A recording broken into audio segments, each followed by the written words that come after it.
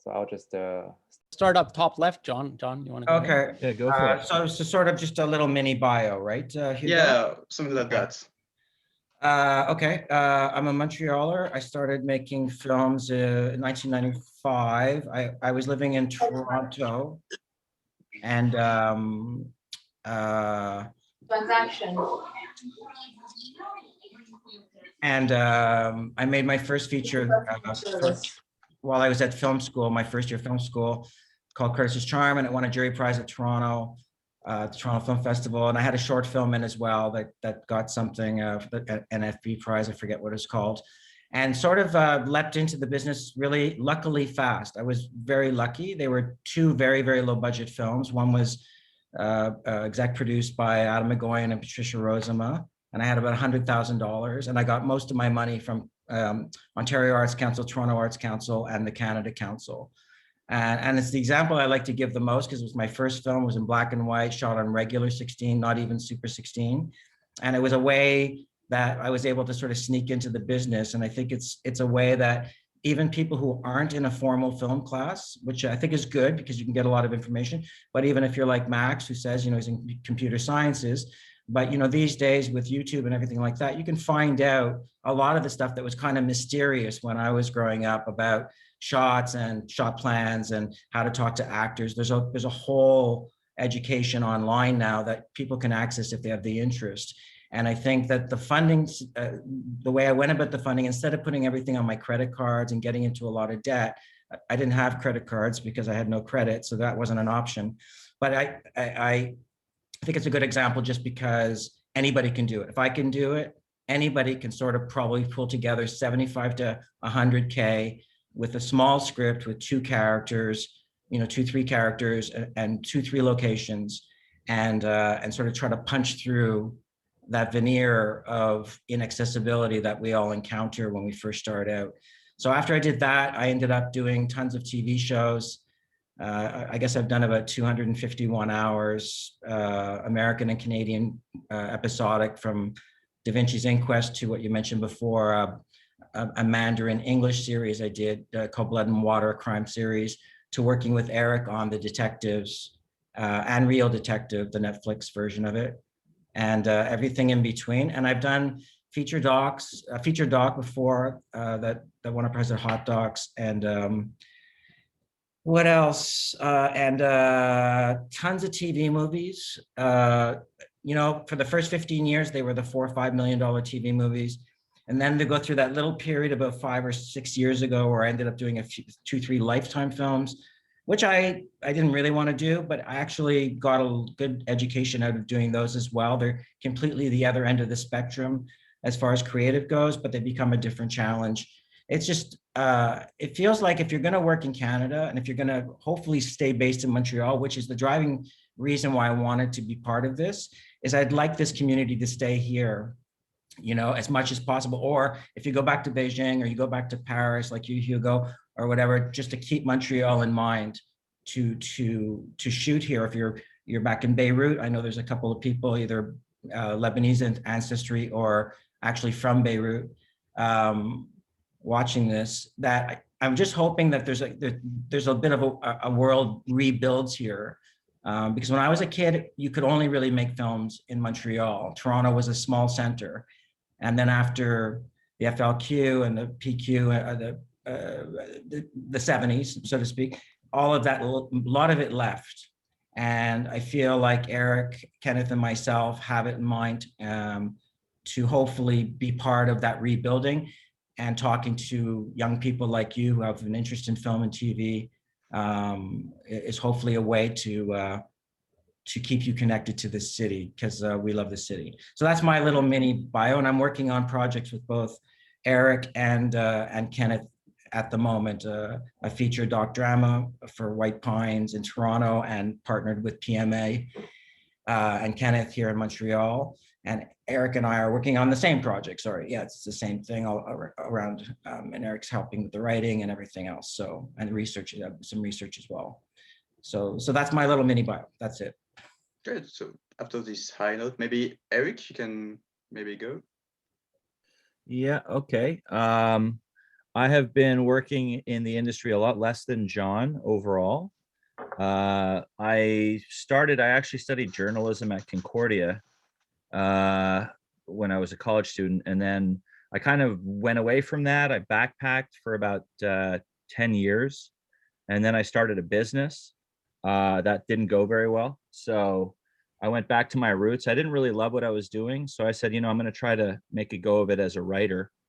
And got into the television writing industry through the research door. I started researching some TV shows for a company in Montreal called CMJ, and just kind of started writing even though I wasn't supposed to, just handing in a lot of writing stuff. And then eventually that led to a couple of other things, and I worked my way up to being a TV writer and producer. So yeah, and I would say that I've been in the industry itself for about 10 years now. So I have a fair bit of experience. And as John knows, that show that we worked on, The Detectives, is a hell of an experience generator, because it's an anthology. So it's almost like making a mini movie every week I worked on 40 episodes. So it's almost like working on 40 mini movies. Yeah, that's my background. And other than that, as far as life philosophy, I think we're probably in a simulation. So I like that's that. about it. I love that. Okay, Kenneth, maybe you can close the line. Nice.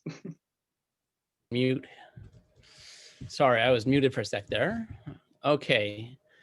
Yeah, so I mean, for Max's sake, I'll share this.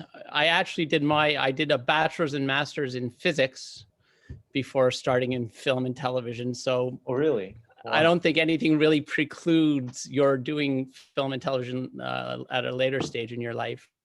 I was working summer jobs at the National Film Board of Canada in Montreal. And I got the bug, I guess, for film there. I stayed there almost for a decade after I graduated. And I guess I produced about a dozen social issue feature-length docs, award-winning animation with an animator called Sheldon Cohen. Fantastic guy, who became famous for doing the sweater before my time. And then I probably spent a little bit too long there, like if I had been actually planning a career, but I was kind of just going with the flow more.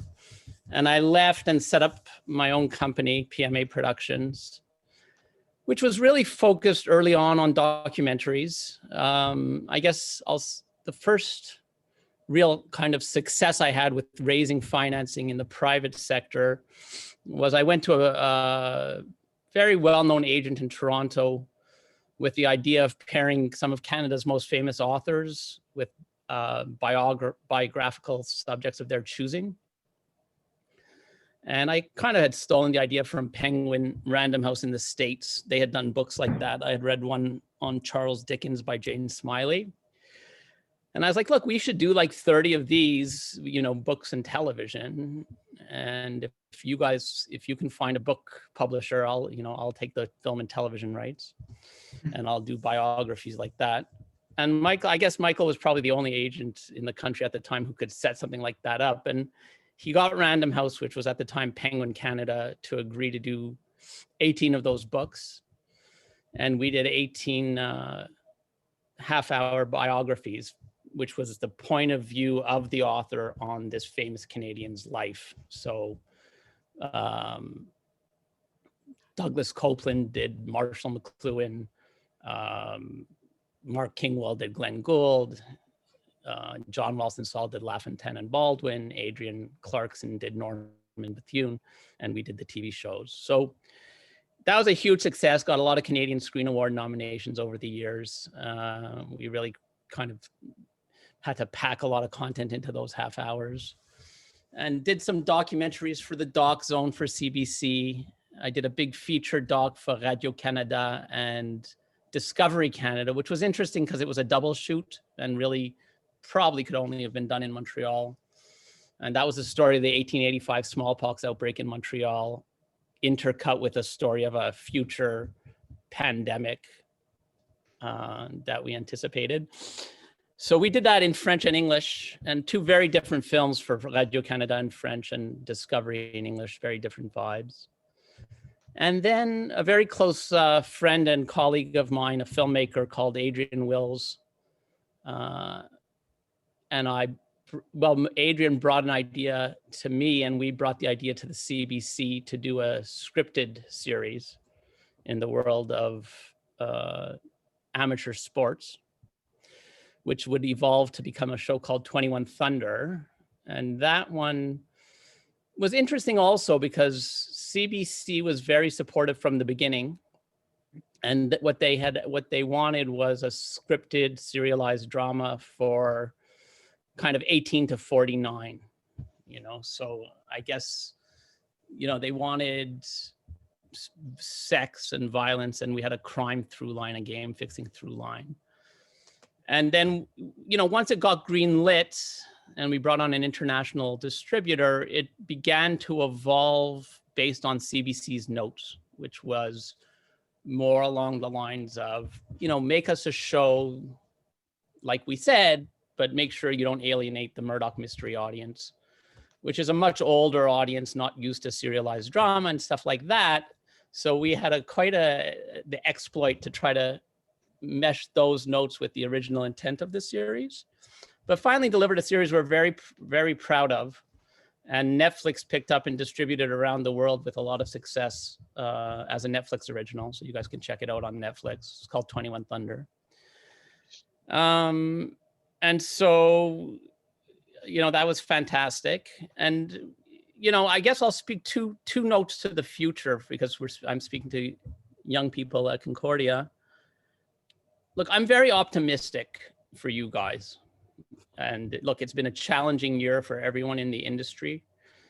You know, a year or just before the pandemic hit, I told my team, I keep a small permanent staff when we're not shooting.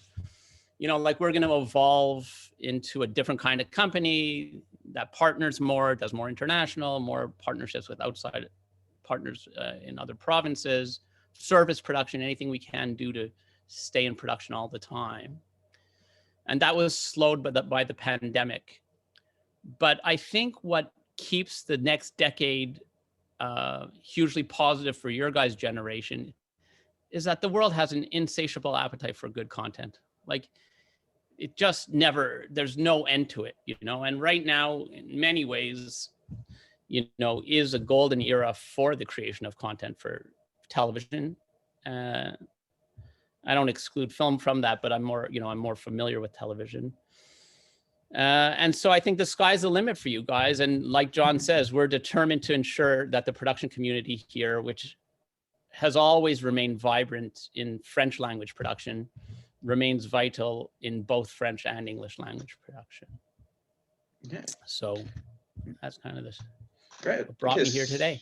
So now that we made this one table, I just forgot to precise something. It's question-wise. Like, if anyone has a question right now and throughout the panel, be free to ask them like through the written chat, and if we'll try to pick them all as we go. But like, you can hold on to them too, because like there's gonna be a Q&A at the very end of the panel, in which you'll be able to talk to Eric, John, and Kenneth like directly through your mic. And so, yeah, look, great stories. But like, you all happen to be in Montreal, and what will be your take on, like, it's kind of general, but your take on filmmaking there? Like, you all started out here, if I understand well. Yeah, but like in today's world, you can basically move wherever you want. So what got you to stay here, basically? Like, was it just because you had all these good people here, or did you have much choice, or maybe is it something else? I don't know. What got you to stay here in Montreal and keep doing your thing here? Because, like, personally, I've moved from Paris to here. So what would be your take on that? I might jump in there just because of the Paris connection as well. Like I actually didn't start here. I'm from Montreal, and at about 21, I left to go into drug rehab in Ottawa. and I spent a few years there. And then I slowly moved to Toronto and went to film school and started my career there. But I was very loyal to Montreal, just like a lot of people become. Either I'm sure Kenneth and Eric share that same thing, or anyone else who's listening who was born here. There's a tremendous loyalty to your hometown. But I did a lot of my work in Toronto. But as I started making money and doing stuff, I made sure I kept a house here. I brought my second feature here. I brought my documentary here. I tried to bring series here from Toronto because they were, I did the pilot for Murdoch Mysteries, like Kenneth mentioned, and I did some episodes. But I was like, I know it's Toronto centric, but it really would have shot so much better in old Montreal. There was just so many more resources visually and historically that I felt like at least, split something off and shoot more in Montreal. But Toronto was a good place to start, but it feeds into what Kenneth is talking about. Toronto has a very, maybe this is not, it's not a politically incorrect, I don't think to say, it's a very Anglo-Saxon mentality. So you can bring a crazy show that's a streety, that's about a junkie gonzo journalist, or some crazy idea that's really kind of different and unique. It's like Breaking Bad, or it's like this or that. And my experience over those 25 years, mostly focused in Toronto and Vancouver, was that there's a tremendous conservatism there that we don't have here. There's something different about Montrealers who live here in English, or who come and spend 4 years during university or whatever. There's a very laissez-faire character to our quality to our character here that is a bit more open to things. Stuff like Kenneth mentioned on 21 Thunder, things will start off with this premise of, yeah, we want wild and weird and different. And then when you present wild, weird, and different, they're like, no, not that kind. We want the Murdoch Mysteries kind. So, which is a bit more tepid and a bit more. So there's always exceptions to that rule. And I would love to say, I was only there for a couple of years. Maybe it wasn't really happening. It really is. And it really is something deeply baked into the part of our Canadian culture, which brings a lot of other great traits and a lot of other great things about English Canada I love.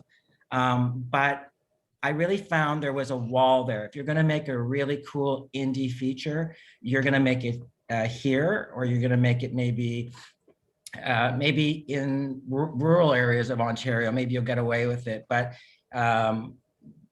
that's a big consideration. And Hugo, you're from Paris. My ex-girlfriend was from Paris, and she was talking about she wanted to work in film her whole life, and she couldn't unless she came from a family that was in film. It was just very exclusive, very closed off to newcomers and new people, and you kind of had to be connected. And that when she moved here, she found her career, and she's working in film nonstop now and becoming a rock star crew person. She's also a producer. So I've heard that thing a few times from people from London, from Paris, saying that Montreal was a place where they could just reinvent themselves a bit. And there's opportunities here where there's less attention paid to, where do you come from? What's your lineage? Do you come from a film family or whatever? And so that's a bonus here that I do know is a problem in other places. So I'll throw to Eric and Kenneth about staying in Montreal from the onset. I grew up here. I loved it here always. I left for a while, for more than 10 years. And when I got back into the industry, when I came back, I kind of said to myself, as much as humanly possible, I think I want to stay in Montreal. If you just love Montreal, you love Montreal, right? And so as a writer, especially, it's probably a little bit easier to stay in a place like Montreal, in the sense that once you have built a certain reputation, and you can get hired, you can still be hired for a film that's going to shoot anywhere, and you can write it here.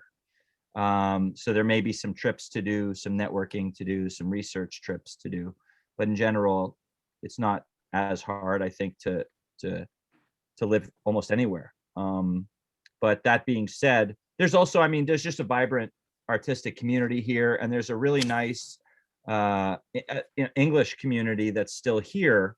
And there's also, I think, a little bit of small fish, big pond, big fish, small pond kind of difference, where being in Montreal, you can probably more easily make certain connections in the industry in Montreal, which is still not insignificant. It's still a big industry. It's not Toronto for sure, but it's also a lot easier to get a meeting with a production company here that might be of interest to you and things like that than it would be in Toronto, where you have a lot more hoops to jump through and things like that. So all that being said, I'm still, pitching companies in LA and Toronto for certain projects. The networks are found mostly not here. So there's no doubt that you're still going to have a certain connection to those other places, but as a writer, but it's still, I think, especially as a writer, I think it's worth picking where you want to live and making it work, because it's doable, and it's not worth living somewhere you don't like. Creatively, it'll crush you, and you need to be happy to have the freedom to create something good. So you kind of know that, because like you said at the beginning, you kind of didn't get into writing right off. Like you had to chance to go other places and try other things. Well, I didn't think I could make a living writing. I really didn't. Like, I was raised to either be a lawyer or a doctor or immigrant parents. So it wasn't on my map. It took a while for me to even consider that. I would say it took enough failure for me to really be like, hey, you know what? Maybe I should really do what I love, because I'm not succeeding at what I don't love enough for my own, barometer. So, but yeah. Hugo, I think it's a great question that you ask. And it's like you founded basically a production team here. You specifically, Kenneth, like you founded PMA here. Yeah. So I think what I'll do, because John and Eric have such interesting perspectives, I'm going to flip it a little. I'm going to start from professional, and then I'll talk a little bit about personal. Just like for full so part of what I've been doing for the last 3 years, besides running the company, and the last year it's taken on a lot of my time, is I'm the co-chair of something called the Quebec English Language Production Council. And it really is just a lobby group to ensure that, because of the issue that Eric points out, that all the broadcasters are based in Toronto, and with the exception of Super Channel and Chorus has some offices out west, but there are no English language broadcasters who can trigger shows in Montreal. So we lobby constantly the big funding agencies and Heritage Canada and CBC, and to a lesser extent Bell, because we have less, it's harder to lobby them, to try to ensure that they pay attention to our community here. So I just wanted to let you guys be aware of that, because it's been a huge part of my last year. But that being said, I mean, I think there are some very objective reasons to want to produce in Montreal. I think it's, one of the few cities in the world that has world-class crews. And that's sustained, in large part by French language production. So, in my experience over 20 years, though the crews and teams that we work with, and writing might be a minor exception to that, but certainly, and directing, I've seen directors work in both languages, but the teams, that DPs and art directors and production designers and your gaffers and grips, they're bilingual. They're working in English and French, and we have world-class crews here, and we know that our product sells internationally. So it's a fantastic place to make movies. We have great government incentives, not as good in Quebec as in Ontario or British Columbia, but very competitive when compared to the rest of the world. And, we have fantastic locations. And, we have something, I don't know, I mean, we're distinct in North America in terms of the number of cultures that have impacted on the storytelling of Montreal, French, Indigenous, English, but also all the other first-generation Canadians and their families who've come here and have stories to tell. So I actually believe Montreal is uniquely placed to create international quality content at really good prices. for international buyers. Personally, you know, it's a really good question, and I'm going to live it time and time again every time one of my kids grows up and has to decide whether to stay here or not. But I never really considered leaving. Like, I did not go to school here, but I am a Montrealer through and through, and never considered leaving for my career. But that's a mix, you know, I think, of having successes here and, you know, having roots here, family here, and on both my wife's side and my side. So it's a tricky question to answer. I definitely think, you know, it'd be great to experience production in other places. I've traveled all over Canada and the world shooting, so I've had those experiences. And then I just had one more thought to follow up on what Eric said for you guys. Look, I think there's opportunities here maybe faster than in Toronto, because I think probably Montreal is somewhat less hierarchical. So several people have come to work for me. You know, it's always a mixed job, a little bit of admin, a little bit of writing, a little bit of this and that, whatever needs to be done to get a production greenlit and into production. But they can quickly move up and become, you know, associate producers, or top write something, or write a show, or move into the editing room. I think we're more flexible in general in Montreal with those things than some of the huge companies in Toronto. So I would say, you know, there's less work overall here, but someone who's ambitious and working hard can probably break faster. I don't know. What do you guys think? That's certainly been my experience. Yeah, I agree as well. 110%. Yeah. The opportunities that I have now, having done the Detectives and Real Detective and worked on some other projects that are in development, I'm getting meetings and in the door in places in LA and Toronto that I would never have gotten this quickly if I had started there 10 years ago, even. Because even 10 years ago, I'd still be struggling to get some kind of shot. Whereas now I've been a head writer on a national TV show for multiple seasons. Yeah. So it's just like, yes, 110% agree with that, Kenneth. That's a really good point. And I think Toronto as well is flooded. It has almost everybody from across the country, from Newfoundland to BC, feeling like they have to go to Toronto. They've got several really good film schools there, Ryerson and Sheridan and York and elsewhere. And so it's almost like you get lost in the crowd. It's very, very hard to distinguish yourself in Toronto and get through the door as something special. But oddly enough, when you call and you're from Montreal and you're based here, and if you can speak English, you can be French, but if you can speak English or you have an English project, there's something exotic about it. There's something, you know, it's like Treme being shot in New Orleans, you know, there's some potential. And for the whole time I was in Toronto, I heard so often, because my company's called the Montreal Film Company, and because I kept trying to bring projects here and stuff, people were very much like, we really want to shoot in Montreal. Like, people were kind of, you know, like, you get used to your own home, you know, and suddenly it seems so cool. I'm going to go do a film in Montreal. It was like, wow, that's neat. That's interesting. You know, if you're, you know, it's still okay in Toronto, but yeah, there's an extra quality here. And yeah, it's hard to define it exactly, but there are a lot of bonuses. And it's great to hear Kenneth and Eric's points too, because they're ones that I didn't cover and didn't think of, where it really can be a career accelerant. It can really help. So, yeah. It's just a small thing I would like to pick up on something, because you all have free this common point about this, like, some kind of clash or collaboration between English and French speaking production, because like in CFS we're mostly English speaking students because we're from Concordia English speaking university, but like there are some French people. Just checking the names in the chat right here, I can see it. And personally I'm from France, my network is French. So like, what's the deal in Montreal, like between French and English speaking production companies or movies? Because like, is there some kind of clash, or is it a collaboration? No. Like, how does it work?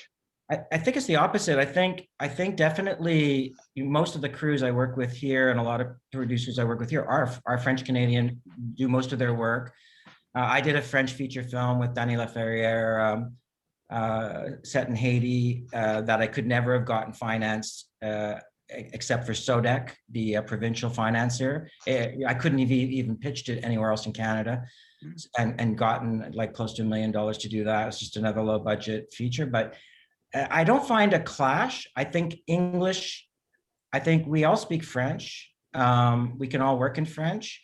I think that there is a sense in the French community of protecting their community because they are the only place in North America that makes French material. And some people, I think, who don't speak English with the confidence they might like to speak English with, don't feel comfortable maybe going to Toronto and Vancouver as other options to their, adding to their career and their experience. So really, there's an insularness that's not a clash, but it is protective to a small extent, and it's understandable. We've got 8 million people in this province, and we've got 400+ million people around us that speak English. And it's a miracle, a beautiful miracle that Quebec has kept that we haven't become a tourist town like New Orleans and lost all that culture. So I don't find it's conflictual, but I do see it happen sometimes, that there's a bit of protectiveness, but it's completely understandable. If I'm going to be brutally honest, it's understandable. And I think that, it's probably less so if you've been here your whole career. I don't know what Eric and Kenneth think, but what their feeling is on it. But I was thinking about that because, like Kenneth, you talk about this committee you've been part of for the last 2 or 3 years, if I remember right. And Eric, like you're a writer, in which, did it happen to you that the production team told you to write in a certain language, or what do you guys think you two? I mean, I'll just say this. I've been with part of the Quebec English language production. I've been on the board probably 6 or 7 years. I've been the co-chair for 3, something like that. But what I've seen over 15 years is a shift in Montreal, which is, I think everyone is aware of in the community, which is historically here, Radio-Canada, TVA, Illico, supported a very healthy network of French language production in all the stuff that I care about, which is, high quality documentary, high quality drama, and kids. I don't produce kids programming, but it's another area of, for a country to have a culture, you need that. And although the quality of their shows are high and the budgets are moderate, much of that didn't sell outside of Quebec. Almost overwhelmingly did not sell outside of Quebec. And so over the years, some of those big, originally French language production companies, by which I mean produced the vast majority of their content in French, have started, and again, like John says, completely understandably, to be tempted by what's the more English Canadian model of slightly higher dollars per hour drama, not better, but more expensive, in the Toronto model, and exportable around the world, or in the best case scenario, financially flippable to Amazon or Netflix. And so you're starting to see some of those very, very big French language production companies producing English language content for international distribution. And I think the two communities complement each other very well. Like, I don't see any clash. There's always been a bit of two different, it's always been Montreal's case. Like, there's two worlds going on, but I think more and more they're merging into, there's a lot more cross-pollination. I want to hear from Eric too, but I just want to throw that's very positive in a way, like with a company like Sphere in Montreal, exactly the company that's done a lot of French stuff like Kenneth is talking about, who are now doing a series called Transplant for NBC in the United States. And so that company and probably a couple of others are doing exactly what Kenneth said. They see the need to branch out. They're still loyal to their base and doing things in French, which is great. And then they do approach the English stuff, trying to mimic that model of Toronto, but inevitably it has a Montreal feel to it. which is the production designer. Maybe if they bring on a couple directors or a local writer like Eric, that's what's happening now. That's in real time. That's what the next 5 or 10 years are going to be like. Eric, your perception of this, or sort of talk so much? Yeah, I agree. I think that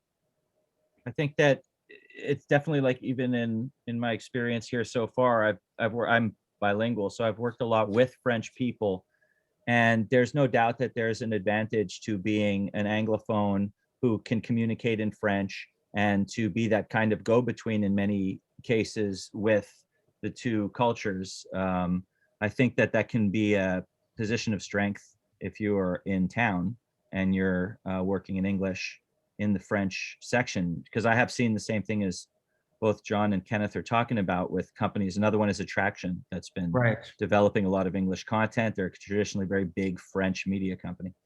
And so those, I think I agree, those opportunities are growing. Yeah, so I think the big lesson there is that there are benefits to starting out in LA and Toronto and the traditional places. And you see it because sometimes these companies will first look there if they're looking for top-end English talent to bring in. But the more that we show that top-end talent is here, I think they will not necessarily be looking so much elsewhere, or at least be taking us more and more seriously the more we're here and showing what we can do. So I think it's definitely worthwhile to, if you want to stay in Montreal, I think we're all proof that it's doable and you can excel at it, and there's a lot more to do. So okay, right. Très rassurant. Okay, that's another thing. Sorry, was there another question in your question, Hugo, that I would defer to Eric and John on anyway?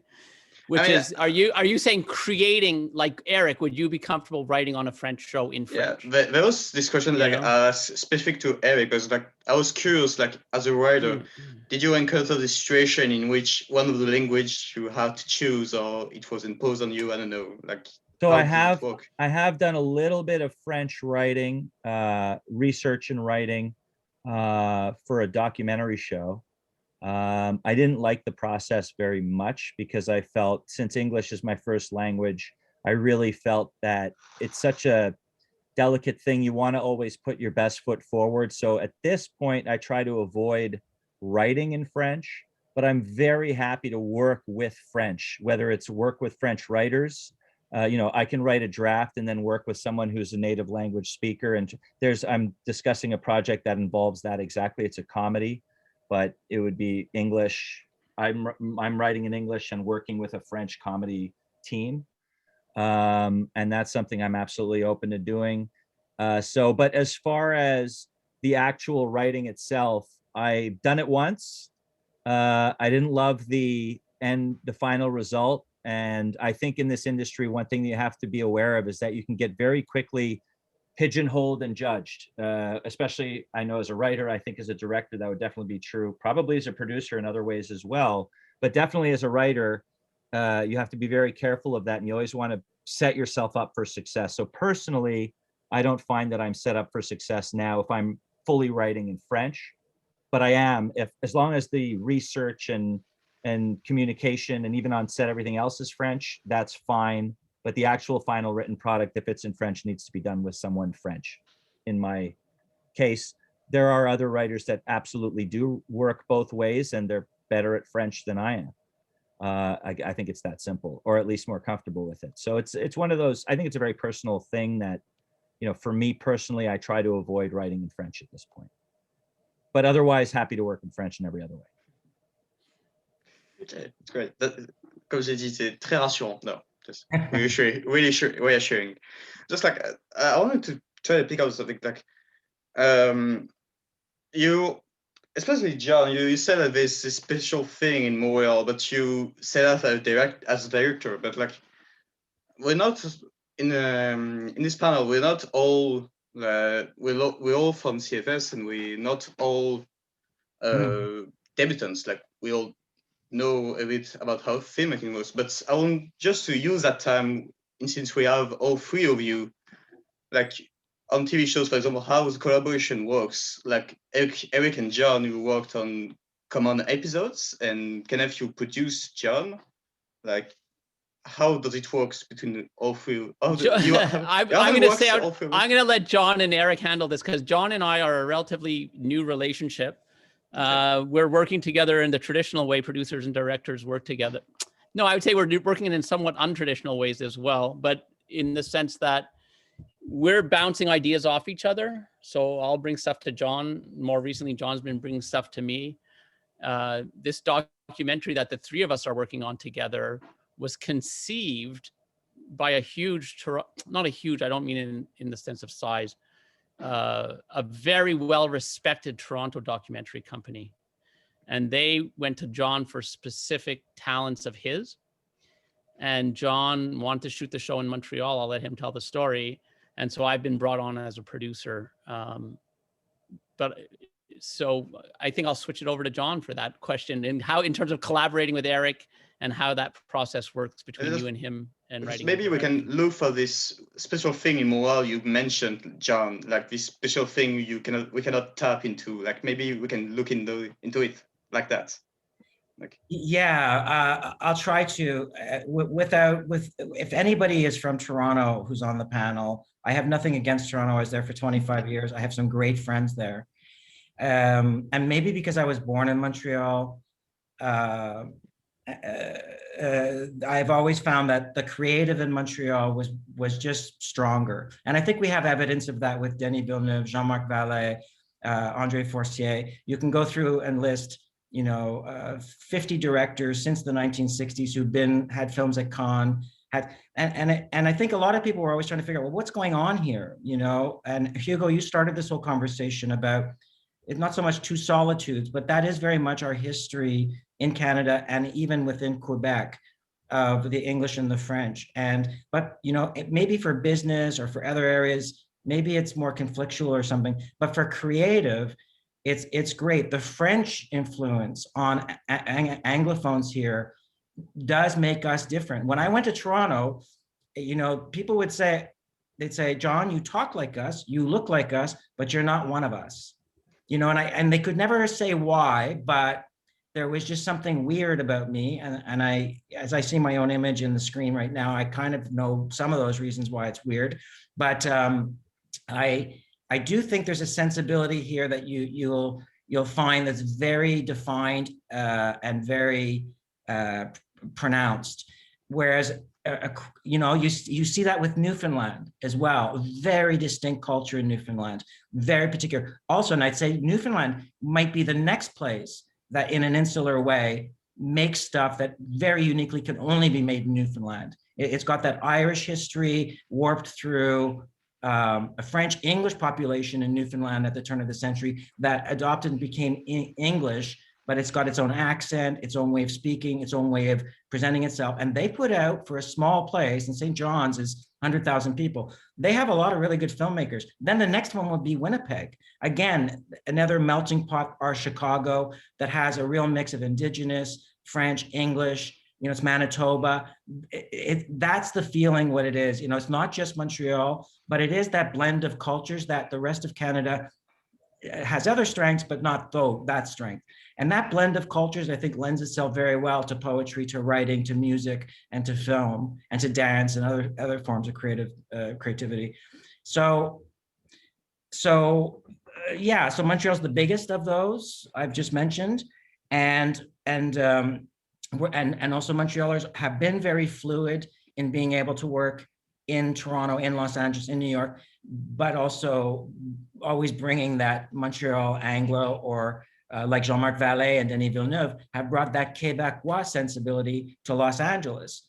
And I don't know. I don't think there are words really to define it. It is a feeling. It's very biased, I know. But I think even students who come from, Beijing or Paris or elsewhere, they're attracted to Montreal. I'm hoping, maybe it was just economical or whatever it was, but I think we attract a certain type of person as well. It's a person who's open-minded to being in a city that speaks two languages. That just right away, that filters out a whole bunch of people that are not brave enough or not courageous enough to be outside of their element and be comfortable. They'll go to Toronto or Oshawa or BC, and that's great, and they'll be great at what they do. But that very particular person, that Torontonian who comes here and starts a band, and they're not afraid, she's not afraid that she may not be able to speak French and she'll be in awkward situations and embraces that, that's a personality type. And I even feel it like it just in talking with, the talk Hugo, Max, and a few others had the last time. There was a certain sensibility there. Again, I don't have the right words to define it. But it is a strength, and it is something that seems to be working very well, because the hottest filmmakers from Canada internationally, I'd have to say are pretty much all from Quebec. So French and English, and working in both languages. So, I think Adam McGoyan, who's a friend of mine, and Patricia Rosenbaum, they had a moment in the late 90s, early 90s, late 80s, early 90s. But the rest of it, Toronto's in a bit of a bubble that has so much trouble breaking through because they're not American and they're not Quebecois, they're Toronto. And that equally, just like French Canadian stuff maybe doesn't travel well around the world, English Canadian stuff out of Toronto is not traveling well either. The shows like Murdoch Mysteries and this and that are huge successes in Toronto are sold to very ancillary networks like Alibi or Acorn or something, and they're small sales and they're not a big deal. So again, Toronto needs that. It needs its cultural voice, and those shows provide that, and those filmmakers there do provide it, but it doesn't even travel outside of Canada, even within Canada. So there's something there. I prefer to be here. And if I wasn't here, I'd prefer to be in St. John's, Newfoundland, or I'd rather be in Winnipeg, because there's something else at the heart there. Winnipeg is an amazing film scene, and has, has made some really great filmmakers come out of Winnipeg.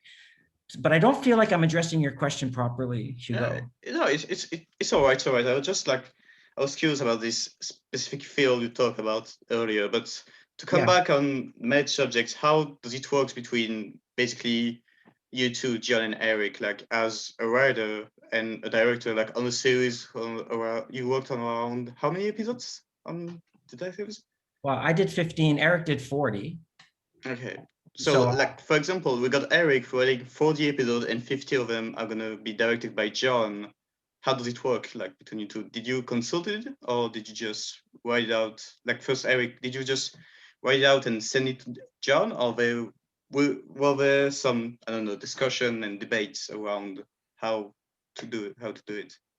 Yeah, so the process, I think every show has its own process, and this particular show had a very specific and unique, I would say, process.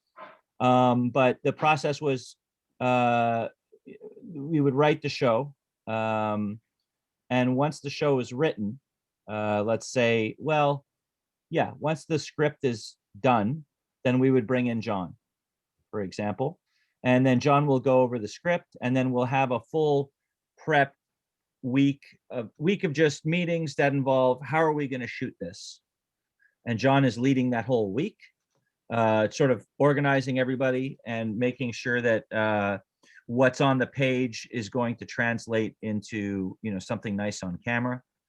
And John and I were both working with a showrunner as well, and he was involved in all facets, an executive producer and showrunner. And so together, myself, John, and the showrunner would work. I would be focused on the story, the script, those things. And John is focused on the visuals and the actors and all that stuff.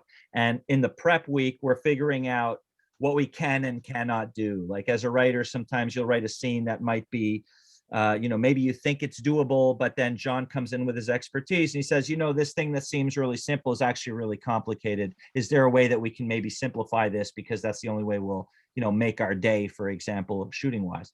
And so we'll work through things like that with everybody involved on the team, wardrobe and the art department and the camera crew and everybody. So once that's done, then, we'll also have a schedule ready for shooting, and then we'll go into shooting the episode on set. And of course, as that happens, there's every day, there's a million different things that happen that you didn't expect. And so there's a lot of thinking on your feet, but essentially, and John, when we're on set, is 1,000% the boss. Whereas when we're leading up to set, it's a little bit more collaborative, I would say. I mean, it's always collaborative, especially with a guy like John. He's such a wonderful person to work with. But the hierarchy of it would be much more that as you're leading up to the director is kind of figuring out what some of the issues might be as far as shooting and coming up with ideas of how to, make the story better, of course, and things like that. But those ideas may or may not go through based on the writer and showrunner's understanding of the story. But then once we're on set, it's the director who's calling all the shots, telling the actors how to act, what to do, everything really. I mean, John can speak to that better than myself, but I don't know if that answers the question, but there's kind of that, leading up to it, it's on one side, and then once you're on set, it's more the other side. I don't know what you think, John, but I think you're being generous. I think there is that really nice balance. Like the writing, obviously, and from research to the written script is generated by Eric and that showrunner, and they're addressing network notes. They're addressing casting and thoughts because you need a certain actor of a certain profile, certain fame that we're bringing in, and so they're working their own Rubik's cube. And I what I would like to do is de-emphasize a little bit of, especially with detectives, and I think with Blood and Water as well. They were really good experiences of working with the writer. And I like to de-emphasize the ego of the director as well, because I have seen what really does ruin a lot of shows are directors who think they have to push everybody else away. It has to be their way. And I find, if you're a confident director and you do know the visual lexicon and know how to implement it, that working collaboratively always works a lot better. Because for me, the whole crew brings a creativity to the show. And I think we found that's what's interesting about Quebec is making 1 hour shows like Victor Lessard, for example, and Detectives is another example. These are shows shot in 5 days. In Toronto, they're shot in 7 days. In Quebec, they're shot for $500,000 or $600,000 per basically about an hour of drama. In Toronto, that would be 1.4 to 1.8 million. So that machine and that money and the hierarchy in other markets, not just Toronto, but Vancouver and some American markets work that way. We've seen those shows. Those are the transplant kind of shows. Those are the hospital shows on terrestrial broadcasters like NBC, CBS, or whatever, the Murdoch Mysteries, that kind of thing. What's so beautiful here, and it goes to a little piece of the answer, there is a blend of independent filmmaking within the process of television filmmaking. So a series like Victor Lessard or Detectives and 3 or 4 other shows that I've seen on Illico in the past 2 years are mind-blowingly good. It's the same thing that's happening in Scandinavia. They're making incredible crime series that are beautiful. They look beautiful. They're written incredibly well. And very much, it seems to me, based on the independent filmmaking collaborative experience I've noticed here, and the lucky chance I had to do it in Toronto with Blood and Water because nobody cared about us. It was a low budget series that ended up winning prizes and playing at the Vancouver Film Festival and doing well, was because the creatives were left alone. And the whole crew, the whole team, we've all felt comfortable, and people left their insecurities and their ego out, and it always works better. Anytime a director feels that they're solely responsible for driving everything, or a showrunner does, or anything, or a writer does, or a producer does, it's to the detriment of a project. The true thing I've found works is a secure collaborative thing, keep it on the rails, but everybody can participate to an extent creatively. And that's what was magical about my experience with Eric and Petro, who's a really smart showrunner on Detectives. So that's another thing, again, that we have less money, less this, less that. It's great for creativity. It makes better product. And Kenneth, I don't know if you want to pipe in on that, Kenneth, or. I mean, you know what? A couple of things have come to my head listening to you. I mean, listen, if there's one thing I've learned in 25 years, is film and television is a collaborative process. It's a team game. And I agree with what Eric says. Every show has its own process. Every show kind of needs its own process. frankly, every director has his or her own process, and so too every writer. And so I guess as a producer, part of the job, and probably none of you want to be producers, and I think that's probably a pretty smart call. But part of the job is figuring out how to create an environment where the writer and the director of photography and the production designer and all of their teams, can bring their best work to the table. And it depends on genre, and it depends to some degree on budgets, and it depends to some degree, because I see Max has a question for everyone, and it depends to some degree on platform. So making, I don't know, what do they make? 40? I mean, let's say they make 26 episodes of Riverdale a year, is not the same thing as doing a social issue documentary with an auteur filmmaker, And so I think it's really interesting to look at each of the processes, and what the relationships between writer, director, showrunner and writer, showrunner and director, showrunner and producer. But I think it varies very, very much from show to show. And then I had one other thing that I'm still trying to get to the heart of Hugo's question from earlier. And I want to throw something to John, because he knows so much about cinema and Montreal's history. But something very special here happened in the 50s, before my time. But I was very lucky when I went to work at the Film Board in the 90s to meet people who were there in the 50s. Yeah. But essentially, Michel Brault, Gilles Groux, and a couple of guys I met, Wolf Koenig and Colin Lowe and Terrence McCartney-Philgate, who's still alive. Denis Arcand. We're creating in documentary cinema verite, or direct cinema. Yeah. It was 100% collaborative. Like these guys did not have egos. They worked together as teams, number one. Number two, there was something happening in French and English simultaneously. The English were learning from the French, I think to a large degree, probably vice versa as well. And, Canada led the world in cinema verite and in documentary. The Americans contributed, but we really were the world leader. And so I wonder if some of that history that leads, let's say, to Denis Villeneuve or Jean-Marc Vallée, certainly when I was a kid at the Film Board, Denis Villeneuve came in to do a film there, and there was a course autour du monde, and it was still being informed by some of these inventions of the National Film Board here in Montreal in French and in English, So that was just to go to that, like the special mix that we have here, creating something that is recognized worldwide and as huge.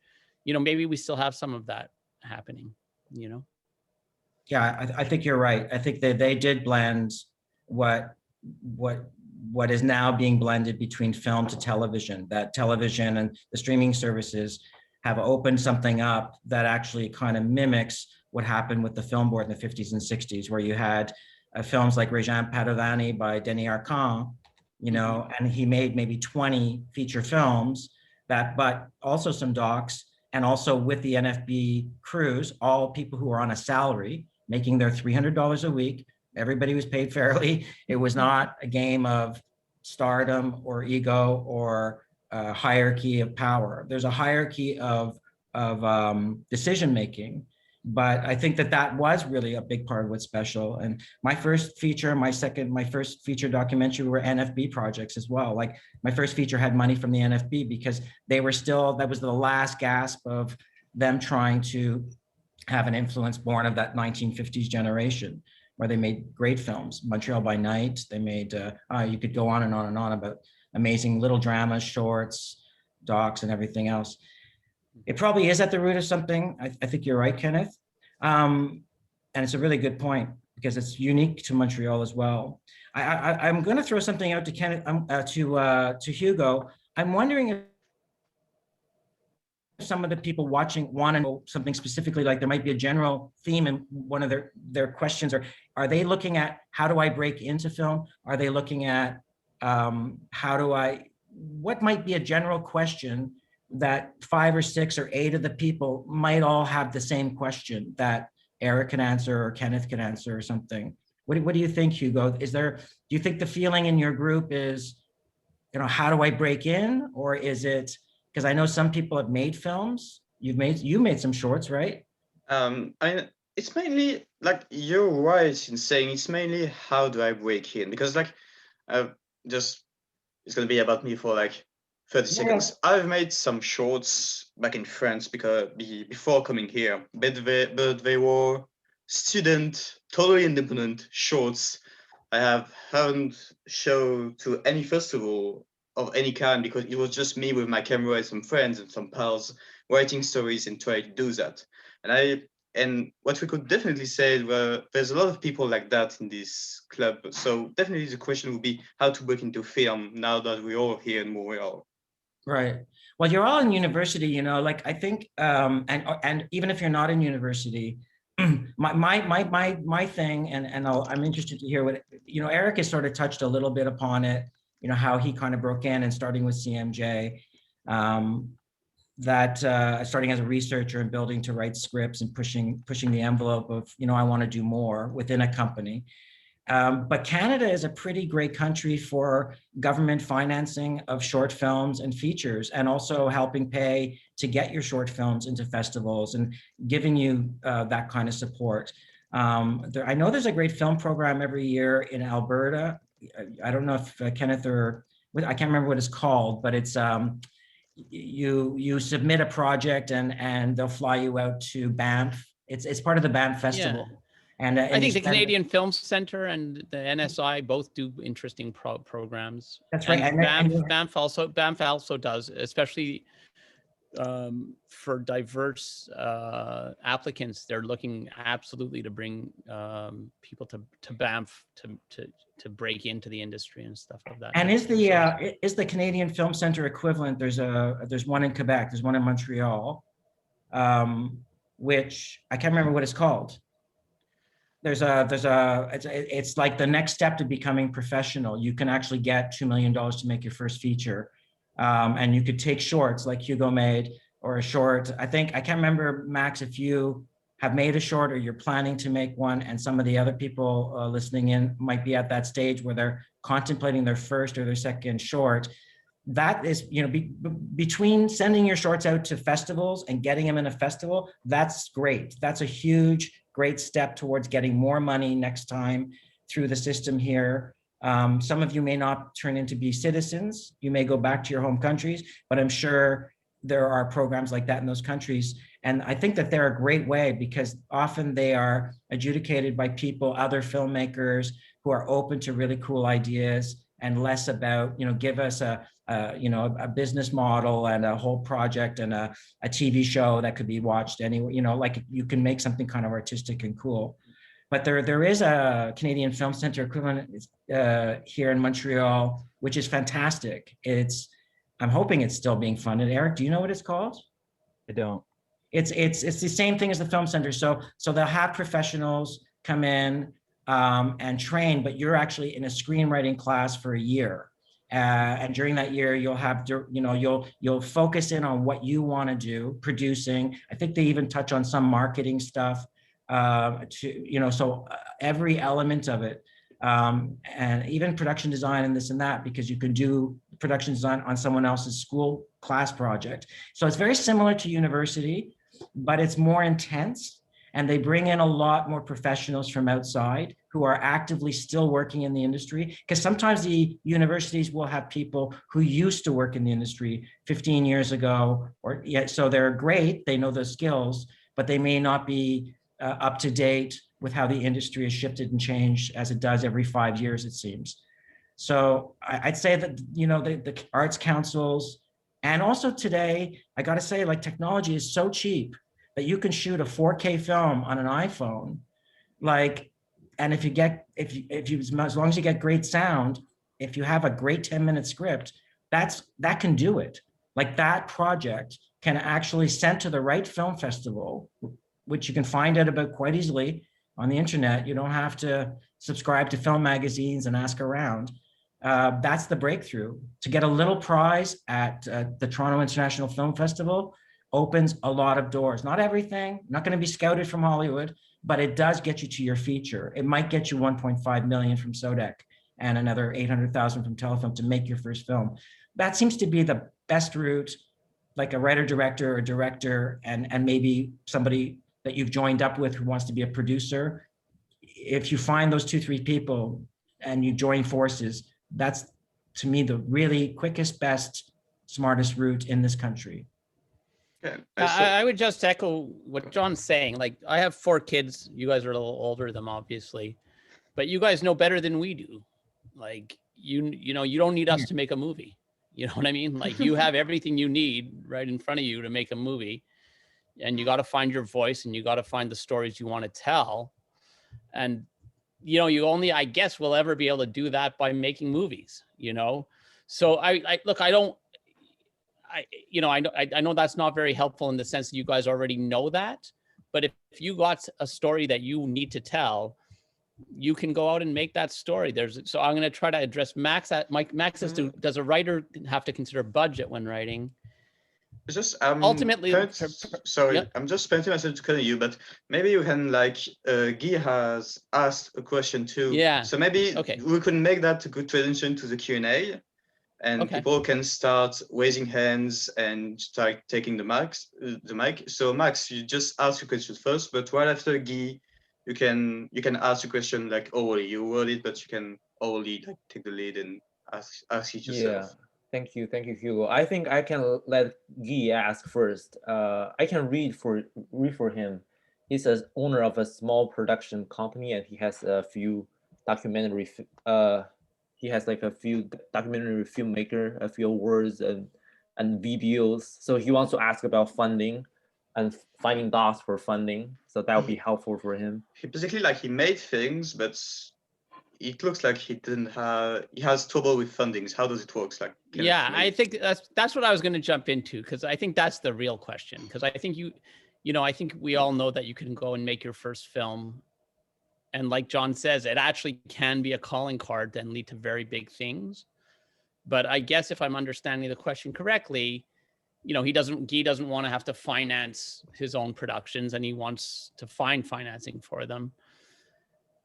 I'm going to say 2 things. One, it's very, very sad what's happened in our country to documentary funding in the last 5 to 10 years. So there were 2 things that happened.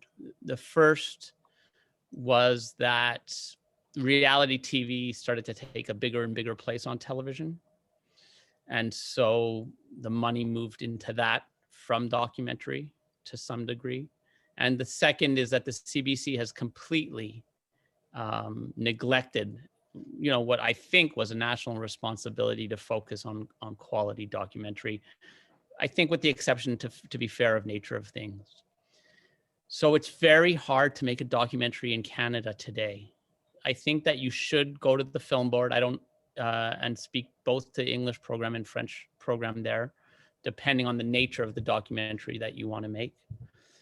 I think that you should read all of the Canadian Media Fund regulations vis-a-vis financing, not in the stream that needs to be triggered by a broadcaster, because it'll be very hard to get licenses from a broadcaster, but in the experimental side, digital programming and stuff like that. And I think the good news, to tie back to my first comment, that I actually am very optimistic for the next decade, is that Canada's going to over the next 2 years, it's going to take time, but it's going to be perfect for when you guys graduate. They're going to rewrite all the rules about how we access financing in this country. So you won't need CBC to be able to access Canadian Media Fund money, or you may not need to have produced 5 feature films for theatrical release to access telefilm money. It's all being reevaluated, and there'll be new rules. But it is tricky, unfortunately, in the documentary field. John? It's a good point you're bringing up, because the rules have just changed this year for telefilm to be driven more by creatives. So like the project he's talking about, or new project you're going to do, Hugo or Max, what you want to do, or anyone else listening in. Those rules have been for so long, for 30 years. It wasn't, you had to go in with a production company, which sometimes can be very hard to do, to find the right one that works for you. And and it gets way more complicated with that extra step. And now telefilm is actually starting a thing where it'd be peer reviewed, like Canada Council's done for 50 years, and all the other arts councils, where it'll be people like all of us sitting on those panels, reading scripts and saying, we as creatives, creative producer Kenneth, your writer, Eric, creative writer Eric, we think this project should go forward. So I'll read a project by Max or you or whomever and think that's really cool. Whereas when it went through production company, there was always an element of how are we going to sell this? Where can we get our money back and all that? That is being eroded a bit, and that's good. So that's hopeful to not give up on the traditional funding agencies and the Arts Council ways to get money together. Again, documentary probably is the best facilitated genre by technology, in that I think there's always a question of, I want to go and make my own film, but I don't know how to do shot plans. I don't know what a production meeting really is, what really gets done in a production meeting. I don't really know what a production designer does, what I can ask them to do. I know some of it, some of it, but there's a sense of needing more confidence in it and to see it happen more. And that's where schools like the Canadian Film Centre and the one in Montreal, INES, I-N-E-S, are good ones to get into, because they put you into the system. If you bring a short film to them and you go through their qualification, if they pick you, you're immediately stepping into the industry, and you'll have mentors and people and connections right away. For documentaries, I loved, I'm trying to think of that guy who shot that Squeegee documentary in 1995 and then started that company, Kenneth. What's his name? He teaches at Concordia now. He's like You're muted, Kenneth. Yeah, I muted myself. Daniel Cross. Daniel Cross is a perfect example. In like 1995, when I was making my first film, he went out with a Super 8 camera and made a documentary by himself about squeegee kids cleaning windows to make money in Montreal. He took that and he turned it into a company that 10 years later had a film win an Academy Award, Going Up the Yangtze was one of the films. He had a second feature film with a Chinese filmmaker that I think also either got nominated for an Academy Award. The world just expanded and blew open. And I know now he's making different decisions, but ultimately it was an amazing trajectory for 15 years that started with a Super 8 camera and 10 rolls of film that cost $8 each to get developed and shoot.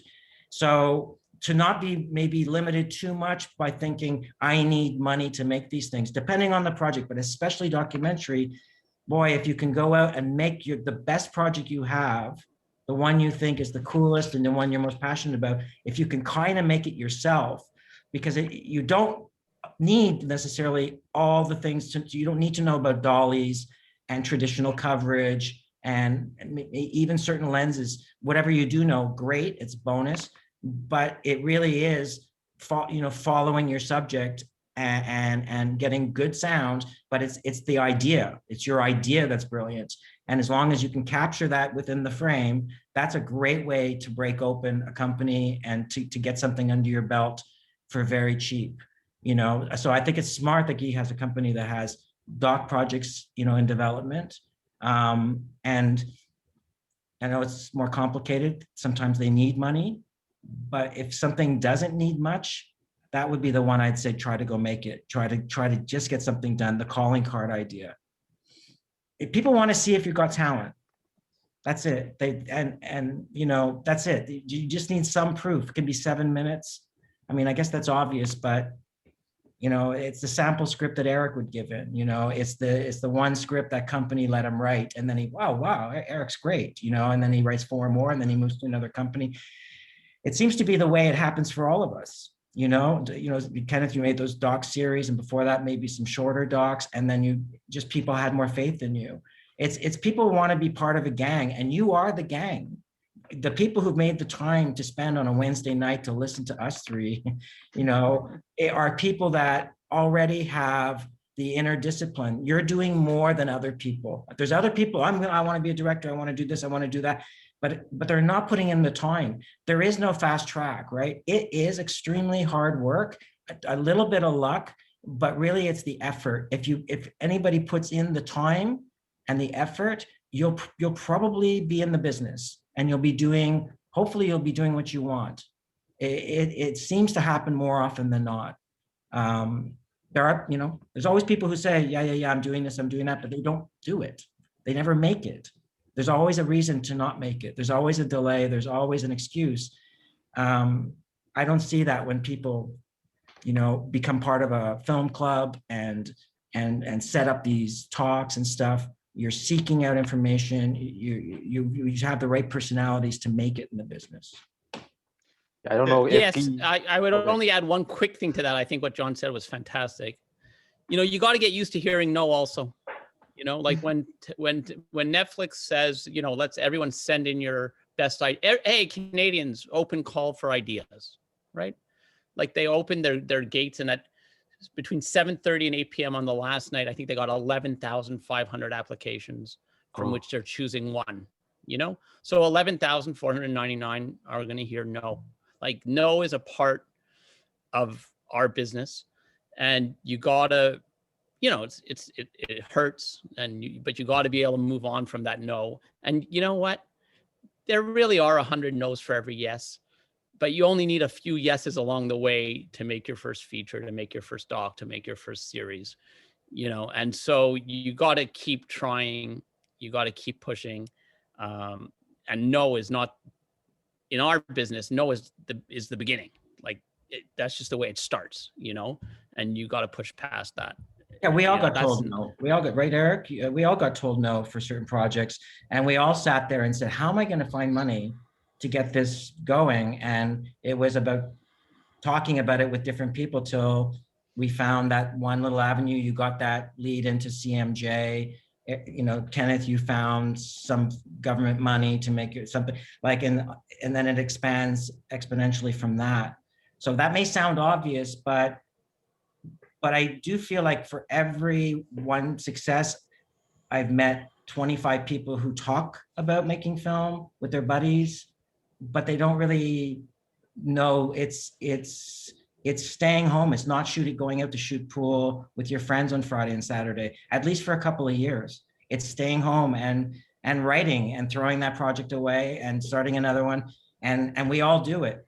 I don't think there are any. They're very rare geniuses who just knock it out of the park right away. It takes a few years, but once you're hooked into it, you're going to be golden, because you really are the person who's working harder than 99% of the other people. It's hard work.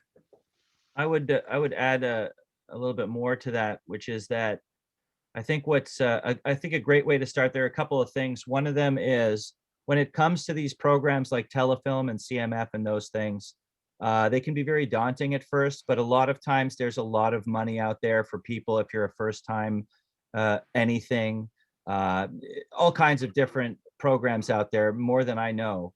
But getting started now, even if you have nothing produced, even if you have nothing made yet, just getting to know those programs, you'll find that, oh, wait, I can actually apply to this. And you apply once, twice, three times, the fourth time it works. So the sooner you get started at understanding that landscape, the better. It sounds very daunting at first. Some of the language they use is weird. There's a lot of red tape, but it's actually pretty simple when you get into it. So it's worth getting that knowledge early. The earlier, the better. And then the other thing is, whatever your ideas are, documentary, script, whatever, whether it's a script that you can write, whether it's a pitch document that's a page long that just describes what you want to do, having 1, 2, 3, 4, 5 of those ready to go, and then starting to set up meetings with production companies, big or small, doesn't matter who, directors, writers, anyone in the industry, and starting to pitch those ideas and getting that way. You never know what idea is going to actually work. And it'll also get you in the process of understanding what people are looking for, what they're not looking for, what are the challenges, and you can sometimes tailor your ideas to fit more. You're kind of working your way towards an eventual sale. And it's just a process that the sooner you start, the better. And the sooner you have stuff to present that's concrete, that you've put some work in, the better. And the more, and that might lead to a job that has nothing to do with what you pitched, but now you have a mentor, because that person thought you wrote something really interesting and they want to start working with you. And that's really how you break in. You have to start with a few ideas that you just set up meetings and go and get it. And cold pitches. people are always looking for that. So you would say, Eric, even if you go in and you're pitching a TV series and the producer likes you, but says, oh, well, you haven't done anything before, but we'll give you a job, in the office, because I've seen people become showrunners on series and they started as my driver. They took any job they could in the business, anything, a PA on set, but they made a mental note not to get locked into, okay, I'm a PA now I'll get married, have kids, and then I'll build my career. And then they're like, well, no, I can never stop doing the PA job because I've got to pay those bills. They get caught up in that. But if you look at it and say, I'm going to be a PA, but I'm going to make friends with the director when I drive him home. Maybe I'll ask him at the end of our friendship, at the end of the show, I'll say, look, I have a script. Can you read it for me? Can you maybe tell me someone else you can bring it to? So you guys know all this already, the traditional networking. And I'm sure we're making it sound a little bit easier, but I think Eric said it really well, and so did Kenneth. It is daunting. I guess what we want to say is we have empathy for this because we're all told no. We've all questioned where and what and how. It's not pure luck. Luck is the residue of hard work. So writing those pitches, fighting to get somebody to get us an introduction to a company so we can go pitch, and then taking any opportunity, because it's not demeaning. It's not bad if you're a driver. Every driver I know has got a screenplay in the glove compartment. They've got the questions about directing. They ask questions about a young producer I might know who's only done one project that they could meet. And that young producer's looking for a writer, looking for a director. And you guys get together and you build your own world. You build your own, because even within your group that's on this thing tonight, there's people who want to do marketing, there's people who want to produce, there's people who want to write, your directors. I don't know, do you do this in your group? Do you explore the application process, the Arts Council money? For now, we're trying to explore it, just to ask it very briefly. We're trying to explore it. Right now, the big problem that's basically our university is stopping us from shooting. Let's be honest about things. The pandemic kind of hit us hard. Yes. To be honest, but we're thinking about it. I personally have talked to multiple members about writing some stuff, and this is a project. This is what we're going to do. Great. And Max is about to say something, but be quick, Max, because Jonathan is has been waiting a long time before asking his question. So yes, exactly. I was mentioning to hopefully Guy's question is answered, and we can move on to Jonathan because he's waiting for so long. Yeah, hi. First of all, thank you guys so much for the talk. Super insightful, super interesting. I just have a quick question. I've basically been working as a PA recently, but mostly on music videos and a couple commercials here and there. And my question is just, would you have any advice? I don't really know what to do to get more into be able to work on sets such as TV series and films, and also more towards the English side, because right now I've been working mostly on the French side.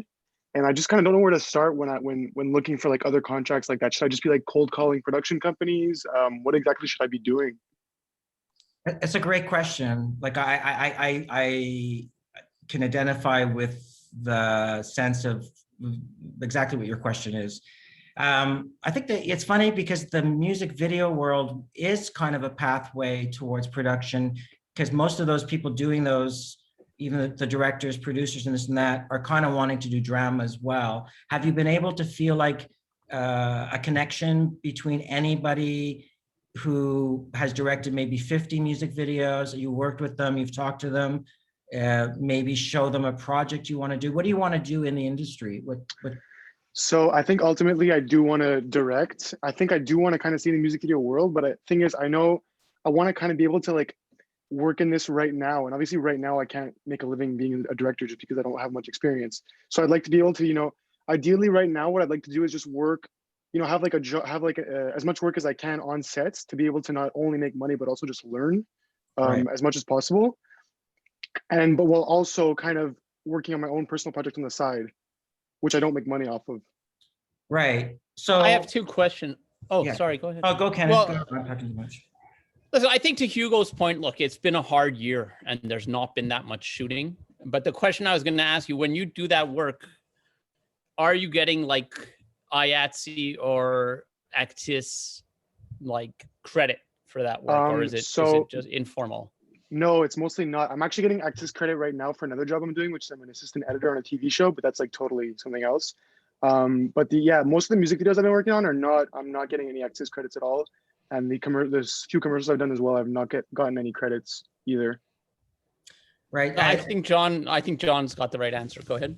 Well, I don't know. Like, I think that was a great question. You're right, because accumulating those credits and getting into the union will get you that job eventually on set. If that's what if you want to direct, I think that if you're able to use the music videos as a way, it's so hard to approach people on set and start an informal conversation. I feel like for my whole career, I've had that guy or girl here and there pick their moment. You know, I'm having lunch, I'm just about to finish it, I'm going out for a cigarette, and suddenly they're standing next to me smoking a cigarette, or they're having a coffee with me. And suddenly they're saying, I'm a director. You know, I haven't done a lot of stuff, but would you read this pitch I have? Sometimes I won't read the pitch because there are conflicts with creativity. And if I'm working on a similar project, you have to be careful with that. So don't be insulted if somebody says no. But sometimes they're looking for a director's assistant. Sometimes producers are looking for an assistant on a bigger project later. That's a good role to get into temporarily. Like, I think it's important not to stay in a PA role or an assistant role too long. I see people getting caught up in, this becomes my rent. And listen, you know, for 3 years, I lived in poverty. When I went to film school, for the 1 year I went, I could only afford a year. And, you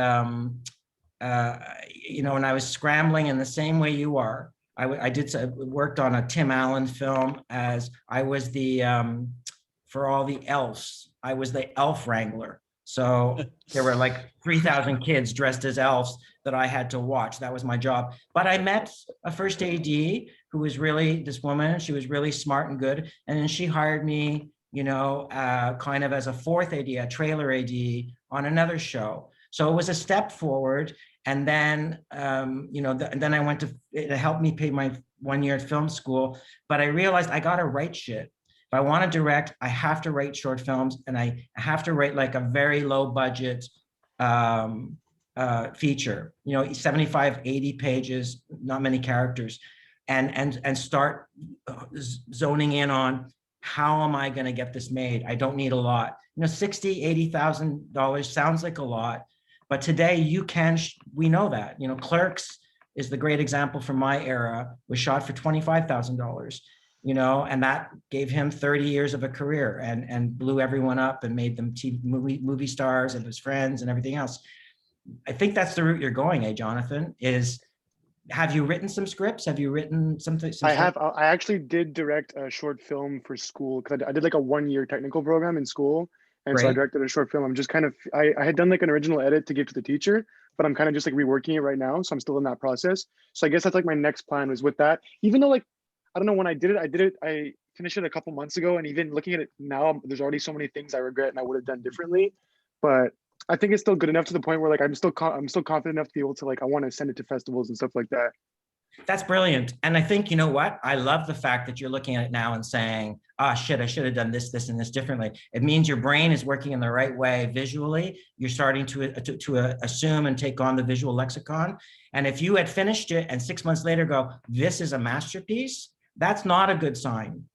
We should be looking back at our projects that we did a year ago and saying, yeah, now I've learned a bit more.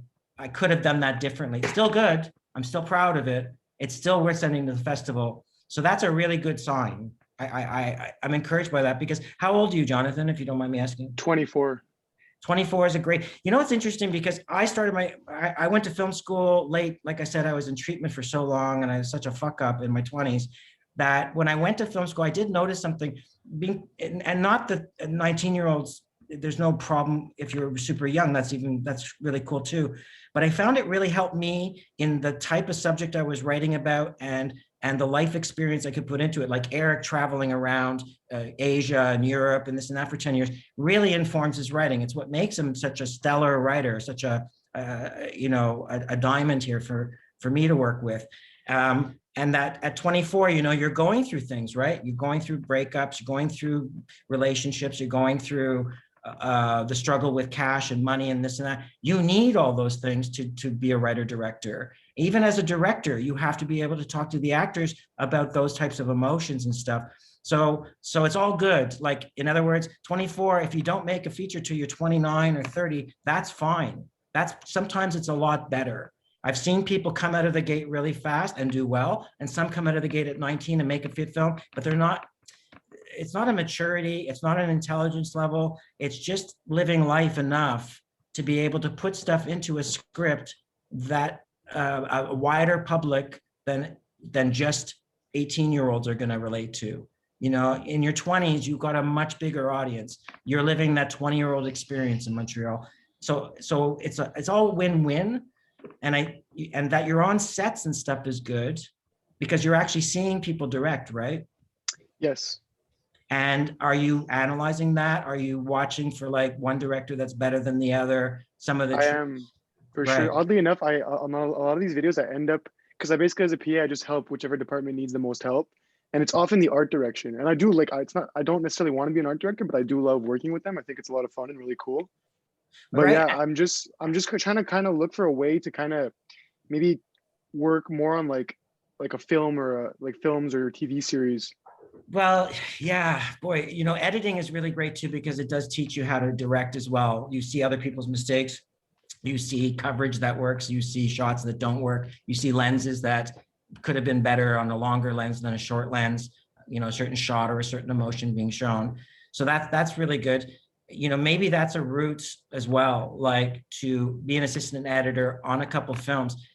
The person you're working with right now, maybe are they somebody who, has a career and might give you another job or could recommend you to somebody else on another film? Yes, I think so. Definitely. Yeah. So it sounds like you're doing all the right things, I got to say. Like, it feels like and 24, do you have the feeling, Christ, I'm 24, I should have already done this by now? Well, kind of, because that's it. Like, I started off with a bachelor's degree from Concordia, actually, in marketing.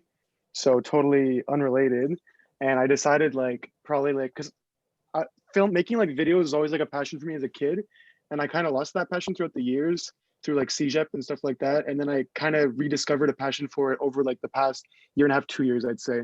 So I do kind of have the regret, like, oh, maybe I should have just went to film school in the first place. But at the same time, like, I guess I'm where I want to be now. I'm on the right path, I think, now. So I think you are. Like, I see a lot of bonuses. Like, there's pluses for wherever anybody is, there's going to be some bonuses. But I think, you're on set, you're in the edit suite, you've diversified, you've looked at a lot of things. You like art department, you still want to direct. You look at editing, you still want to direct. That's important than to spend 15 years following something and find out later, like, wow, I'm not good at this. I would have been better at that. So this is invaluable education, what you're going through right now. It just doesn't feel like it sometimes, I'm sure, because you can't say, hey, look at this new film I've made, but that time is coming. That may not be as far away. Based on a lot of my friends from film school and stuff and where you're at, I don't think you're that far away, from taking, that the steps will come quicker, because you've got your hand in a lot of different things. It's like I was saying to Hugo as well, he's made 2 or 3 films, I think, short. Depends. Like, I've made like making films. I make like something 8 to 10 short films, like 2-minute stuff. Yeah, that's brilliant. 2 minutes exercise. My last one dates from last year. It's small experimental things I did quickly, and I'm a period in which I'm just writing all the time. I have like 5 scripts. See, but that's great. Like, so again, same like Jonathan and Max. What are you up to? I haven't heard your voice too much. I'm curious what you're doing. Oh, thank you for. You're so nice, Max. I love you. You're so kind. You have such a nice disposition about you. So what's going on with you? Actually, I'm just trying to finish my degree in computer science as soon as possible, and And then probably, especially like last time we had another guest speaker, he was suggesting us to go to, for example, CBC or this kind of a big production company to find some works there. So that's probably my plan, was to seek some kind of random jobs, or because I don't feel I'm like a writer type of person.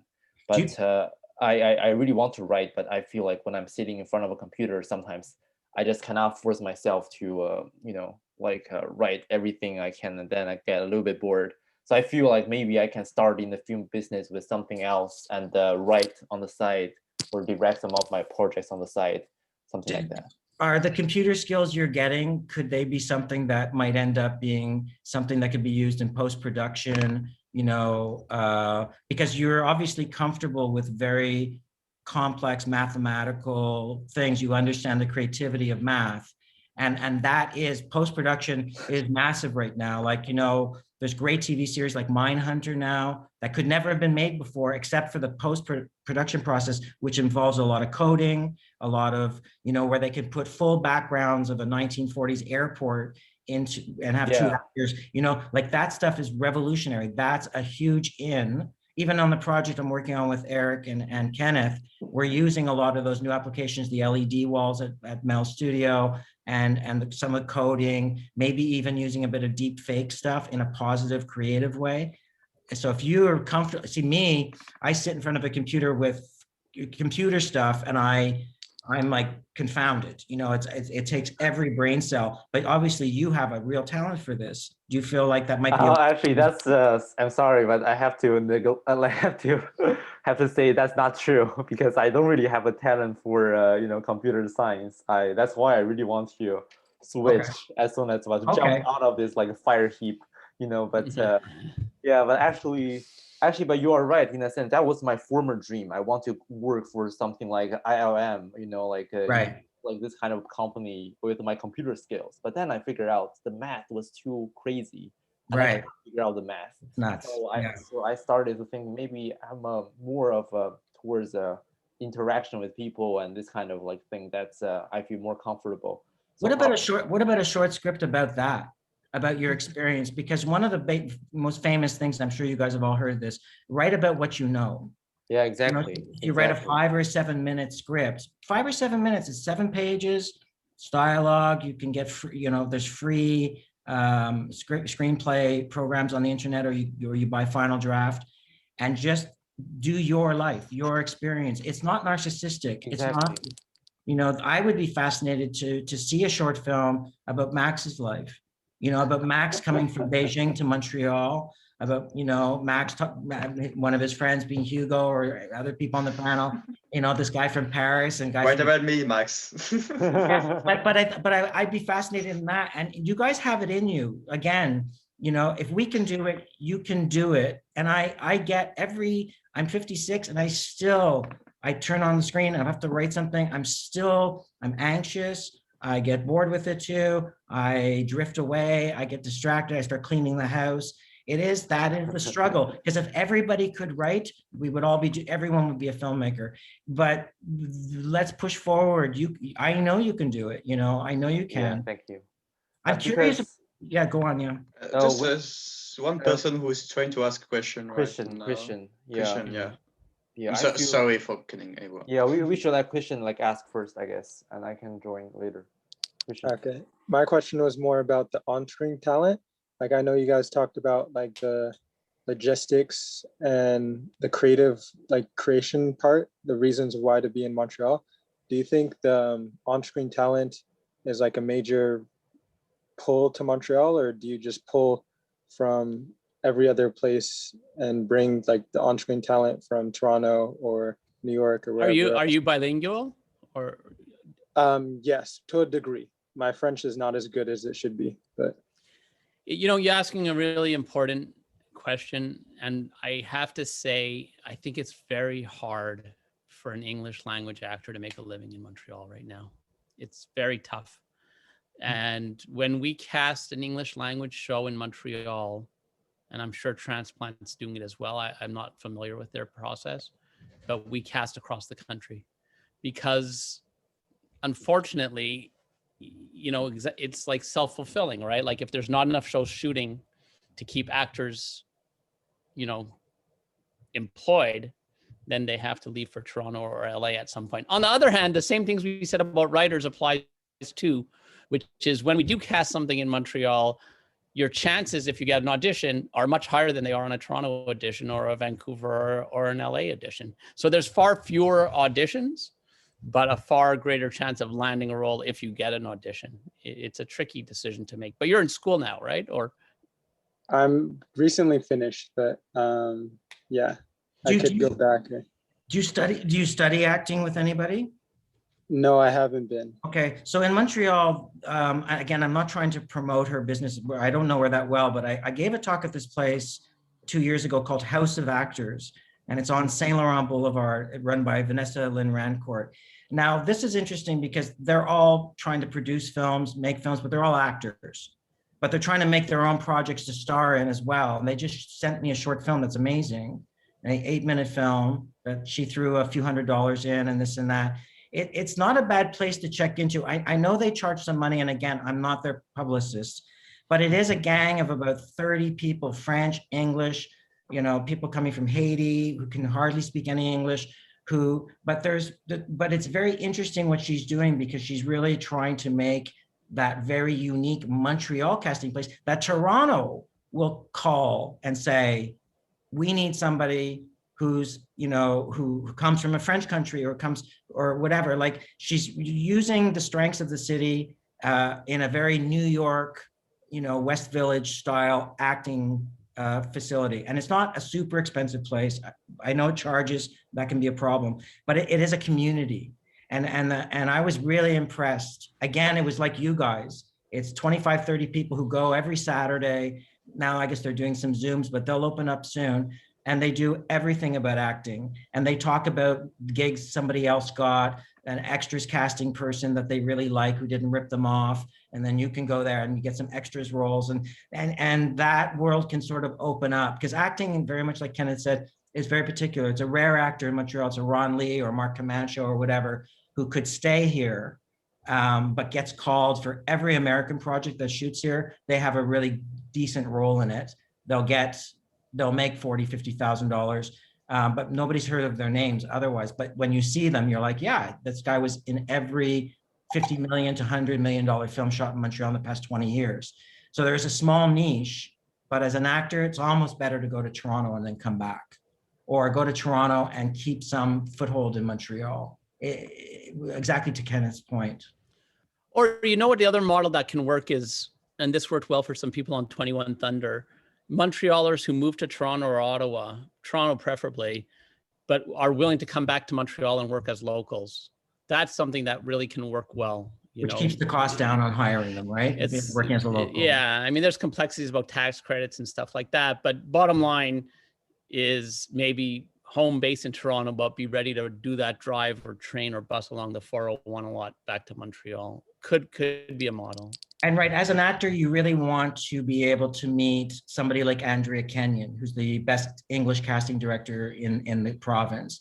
So that is the endeavor. And the way to get there is, it's House of Actors, it's getting some extra roles, it's networking with the people you meet on set, and maybe begging your way into a couple of auditions with Andrea Kenyon. If you've got that natural talent for acting, she's a good access point, going back to Eric's point and Kenneth's point as well. It's in Montreal. It's a smaller pool, and you will stand out more.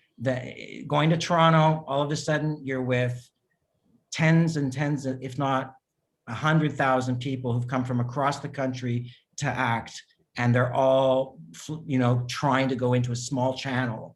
And casting directors are not as open. They get hit too many times by people saying, give me a break, give me a break. Here, not so much. So that is an opportunity to exploit. Again, unique to the city. I'm curious to, and I'm sorry, Hugo, I don't want to step on anyone's toes. I'm wondering if there's anybody there as we come up to 9 o'clock, anybody out there who else wants to ask a question or say something. There's a question, like, it's asked by Film Society. I'm sorry, like, who's using the Film Society account? I don't remember, but there's a really nice question which has been asked in the chat. Maybe can the person like take the mic and say it, or I can read it out loud? Yeah, hi, it's me, Ellie. I'm sorry, I logged into the Film Society one and forgot to change my name. Go ahead. Okay, so my question was kind of regarding copyright to some extent, because I heard when you guys were talking about like pitching our ideas as much as we can and sort of getting used to getting turned down or like trying to keep it out there. But how do we prevent from like our idea from getting stolen or like kind of mimicked or like just basically copied? I know it's a fear. I had the same fear, and some of my friends did as well. We did cheap things like you mail yourself your project. So you write it, put it in an envelope, mail it. It's got a timestamp on it. It's unopened. It's the low, cheap version of copywriting. I'm sure on Google there's another way to do it. But I have to say, I can speak to that. Great. There's a couple of things. So the WGA has a service where you can upload your whatever you've written and register it with them, and it costs $10 or something like that. It's pretty cheap. And it covers Canada as well, or? Yeah, it's North America. Yeah, the WGC goes through them as well. So that's the Writers Guild, by the way. So that's one way. You don't have to be a member to use it. You can just put it up there and it's copywritten. But I think a bigger thing to get your head around is the idea that when you're writing, whether you're writing a pitch or a script or whatever it is, you want to develop it as much as you can before you present it, and you want to do as good a job as you can on it, because at the end of the day, whoever you're presenting it to, whether it's a producer or a network, the vast majority of them, if you've done a good job and you have a good idea, it's harder for them to try and find somebody else to reproduce this great work that you've done and make it as good than it is for them to give you a shot. Good point. So just do a damn good job and don't worry about it. So I agree with that. From a legal, just so you guys may not know this from film school. I don't know if they teach this. Look, your ideas, unfortunately, are not copyrightable. You know, that's not what you hold the copyright into. It's into the pitch document or the script that you write, the characters that you create and develop. Look, I think that it does happen, you know, that ideas go around and eventually get reworked by someone else, and it's part of the business. I think, you know, we've pitched stuff that's been done by others later, and you'll never know, you know. But, you know, at the end of the day, I agree with Eric. You got to get out there and pitch. Sorry, someone just wrote something funny, but I didn't. Oh, someone just logged in at 9. Okay. You got to get out there and you got to pitch your ideas, and you can't live in fear of someone else taking that idea. You know, pitch with a heart line, meaning this is why I am the one who has to make this show. This is why I have to write this, or why I have to direct it. That always has to come from the heart, you know. But a show about this or a show about that, or a show, look, all of those ideas have been pitched. All of those ideas have been done. The question is, what's, you know, why you, why now, why this show, and what's the voice, the perspective on that show, you know?